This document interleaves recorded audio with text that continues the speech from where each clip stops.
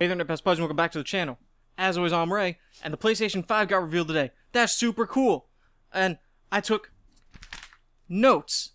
So, what I'm going to do, because there's a lot to cover, we're just going to dive right into it, like a nice little swimming pool of gaming. And I'm going to go over basically everything that was shown, I think. I don't think I missed anything. If I did, let me know down in the comments down here. Also, let me know what you think about the PlayStation 5 Reveal. I thought it was a pretty good presentation, honestly. Let me know some of the games that you liked, some of the stuff you're looking forward to. Let me know your thoughts on the console. Let's get started. Alright, we started off the presentation with GTA 5. Okay? It's a PS3 game that got ported to PS4. And now it's coming to PS5. That's cool, I guess. It is cool that PS5 owners get GTA Online for free, and that PS4 owners are going to be getting, like $1 million GTA dollars a month until the release of the PS5. But from what I remember, you can get a lot of money in the heist modes. So, I mean, I guess the $1 million is pretty cool. Moving on, we got Spider-Man Miles Morales, which is the sequel to the Spider-Man game we got on PS4. Looks pretty cool from what they showed. I'm really excited to play it. I haven't finished Spider-Man, the first one on PS4, so I'm going to try to get that done before the PS5.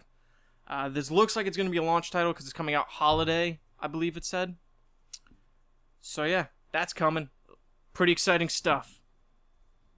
Also, I guess spoilers if you didn't get to the end of Spider-Man on PS4. Sorry. Then we had Gran Turismo 7. I'm not a big racing guy, but it's cool that if you like Gran Turismo, you're getting another one. That's cool. Good on you guys. New Ratchet and Clank Rift Apart. Ugh, Ratchet and Clank. I love that game. It was so good. So good. Can't wait. It's super colorful. It just feels like an actual video game, much like Spyro. I'm just excited for it. Can't wait. Project Athiya? Is that what it was? Yeah, Project Athiya looks pretty interesting. You're going to be hearing that a lot because not too much was shown about these newer games, but I'm interested in a good way. Then we got Stray.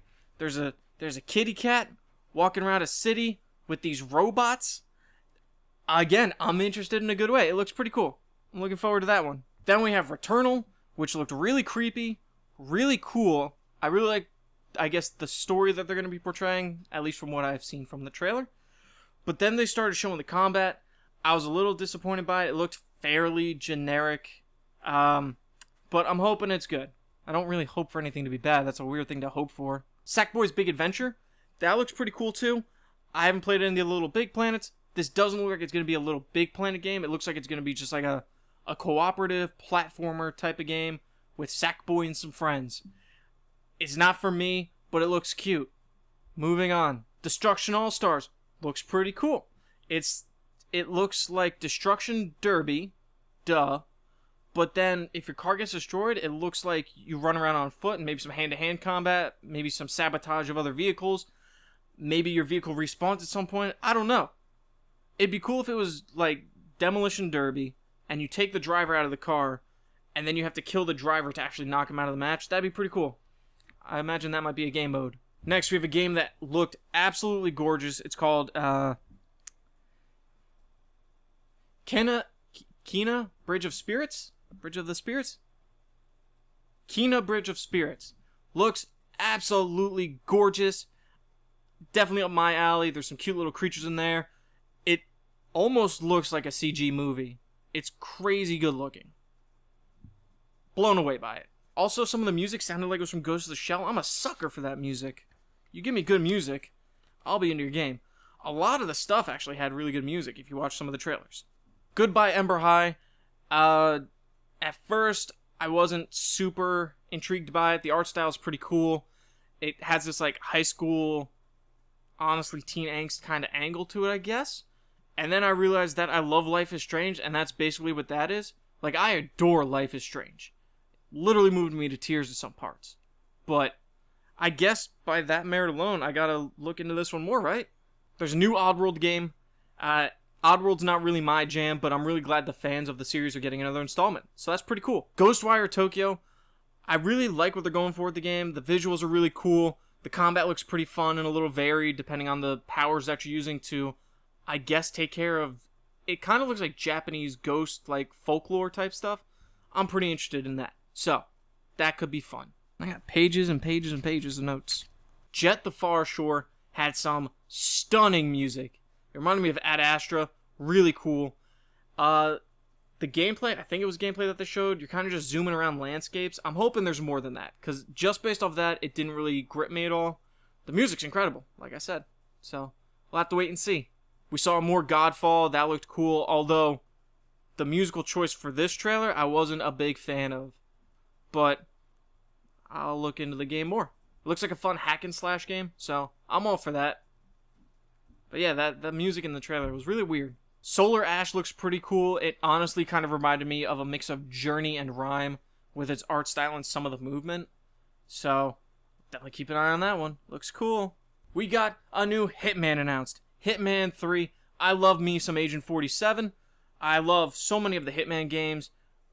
The last two, I haven't played all that much of just because they're so vast and kind of overwhelming. But I'm definitely going to sit down and try to play more Hitman in the near future. And I'm really looking forward to this when it comes out. I think they said January. That's pretty cool. Then we got Astros Playroom. I have not played Astrobot. I have it because it came with my PSVR. And I've heard nothing but good things. I just haven't had the time to sit down and actually dive into it. But everything I've seen of the game, it looks so cool. This one doesn't look like a VR game, though. It looks like it's just a straight platformer, which could be cool. I just hit the mic. That was that little boop that you heard. But yeah, I'm looking forward to this one as well. And to finally sit down and actually play Astrobot. Then we have Little Devil Inside. I really love the visual style.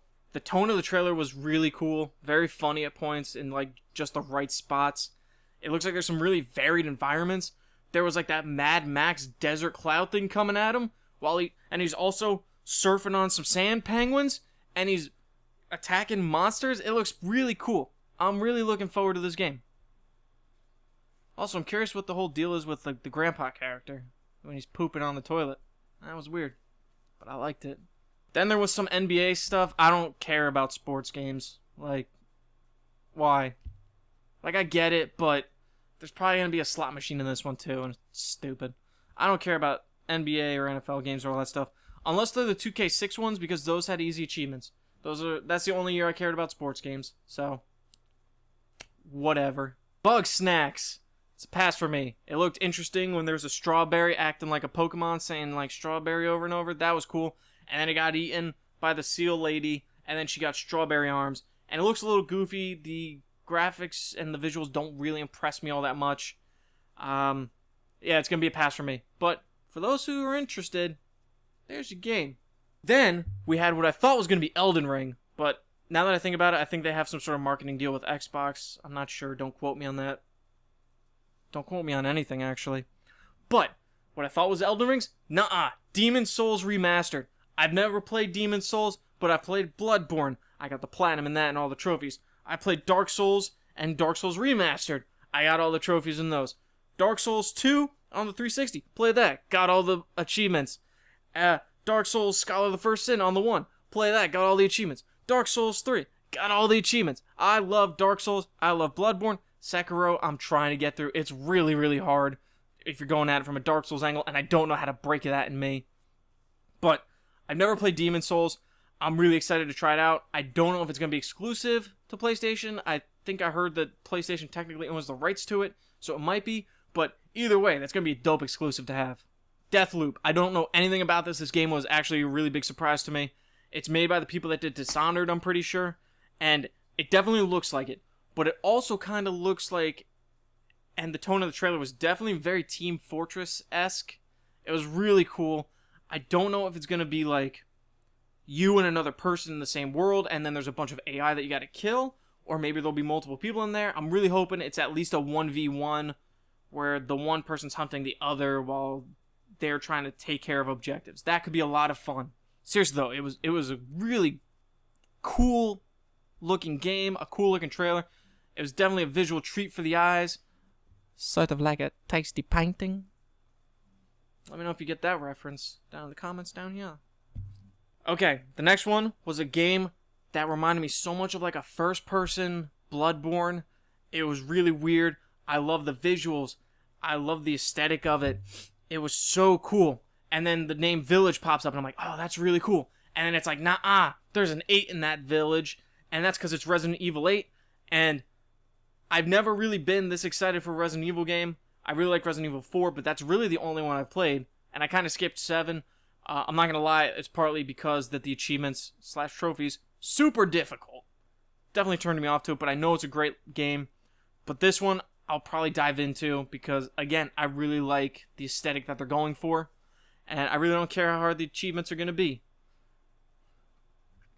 Probably because I'm going to get it on Xbox, just because it's definitely going to be multi-platform. Then we had a game called Pragmatic. Again, looked interesting in a good way. We're not getting it till 2022, though, so that's a ways off. But looked cool. I'm looking forward to it. And then, what a way to end the show. Are you kidding me? Horizon 2, what was it? Forbidden West? Ugh. I haven't finished Horizon Zero Dawn. I'm kind of working on it. I'll get to it at some point. Definitely before the second game comes out. I'm so excited. I love Horizon Zero Dawn. I'm so glad they're getting a sequel. We knew it was coming, but I cannot wait for this. And then, finally, we had the console reveal, and I'm conflicted because I think it looks really cool and sleek, and it's an interesting design, but it also just looks like a Wi-Fi router. And I know that joke's probably been said a million times online already. That's literally what I thought when I first looked at it. But again, it looks really cool, but it also looks like a Wi-Fi router. But, I mean, Wi-Fi routers look pretty cool, right? Sometimes, some of them. I don't know. I said Wi-Fi router a lot. Let's move on. But anyway, I think it looks both cool and off. I've seen it lay down. I'm a little confused as to how that works. It kind of looks like it balances. I'm hoping it locks into the stand that comes with it. So that's really cool that it can actually like lay down. I was very worried about that. No release date either. I wasn't really expecting a release date, just with the whole global pandemic situation going on. So we'll see. I'm guessing. I mean, they're definitely playing a game of chicken with Microsoft, like back and forth with the whole release date and price. We'll see when the release date comes out. It's definitely coming out this holiday, though, unless they have to postpone it, which I doubt they will, because that's a big thing to push. However, my two biggest disappointments with the console reveal itself is that there was no mention of backwards compatibility, and there was no price announced. Now, there's a diskless version, so that's probably going to end up being a little cheaper, because they don't have to pay to have, a disk drive installed. I'm still going to get the version that has a disk drive because I like watching Blu-rays and stuff. But, I mean, it's good that they're giving you options. I know some people will probably hop onto that because it's definitely going to be cheaper. Microsoft already did a diskless version of the Slim, I think, and that was like $50 cheaper. So, we'll see there. I was just really hoping we'd get a price point because I want to know how much I have to save up for this thing. Although, apparently Amanda just told me that, if we are in the process of having a child, that she's going to buy it for me. I guess as a thank you? It doesn't seem like a fair trade. I just want a baby.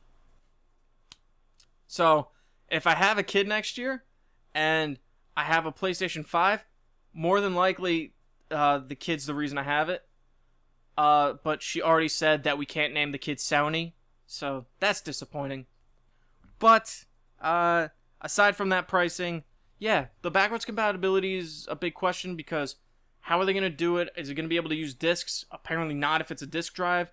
So hopefully digital games will be backwards compatible. I don't know how they're going to do it as far as games that you have to stream or games that you can download.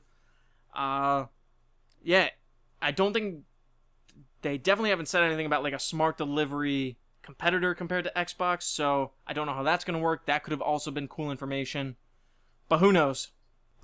But that is what I thought of the PlayStation 5 reveal event. It was a really good event, like really good. I'm really hoping Microsoft can deliver when they have their actual reveal event. I know they did their third-party thing a while ago, but they're actually going to be doing a real event. The rumor is like early July, I think. So I'm looking forward to that too. Guys, you can be fans of both systems, okay? You don't gotta do this stupid console war anymore.